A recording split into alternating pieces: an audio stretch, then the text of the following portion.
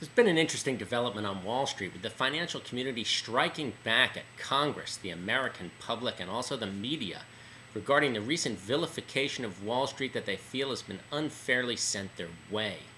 As reported in Tuesday's New York Times by Andrew Sorkin, Goldman Sachs COO Gary Cohn is mad as hell and he's not going to take it anymore, pledging to pay back the $10 billion in Tarp funds that Goldman received from the US Treasury in the fall of '08. Now, Goldman has always maintained that they never needed this money and the federal government forced it on them and has been meddling in their business ever since. Hence, time to pay the $10 billion back and get government off the back of business. Now, we've heard various versions of this claim from both CEO Ken Lewis of Bank of America and also the CEO of Wells Fargo. Now, it should be noted that these TARP funds were distributed by then Treasury Secretary Henry Paulson, who was a former CEO of Goldman Sachs himself.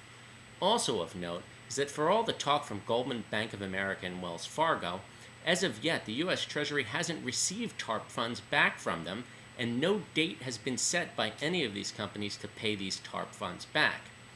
Now, while Wall Street has every right to portray their side of the story, some things should be kept in mind when putting in context the public's portrayal of vilification of Wall Street. 1. The public never asked to get involved in the business of any of these companies. Back in the fall, Henry Paulson came to the American people and came to Congress and claimed that he needed $700 billion yesterday or the country would be facing financial Armageddon. 2. Paulson distributed these funds with very, very little oversight, and some would say behind the cloak of secrecy. It's only been 2 weeks since we finally learned that Goldman Sachs was counterparty to at least $10 billion of credit default swaps that they were made whole on that would have been in jeopardy had AIG been left to go bankrupt. 3. The public's heard a lot of talk from Wall Street and the government about this financial crisis, but nobody high up, no high-ranking official, nor high-ranking CEO has really taken responsibility for creating the mess that the country now finds itself in.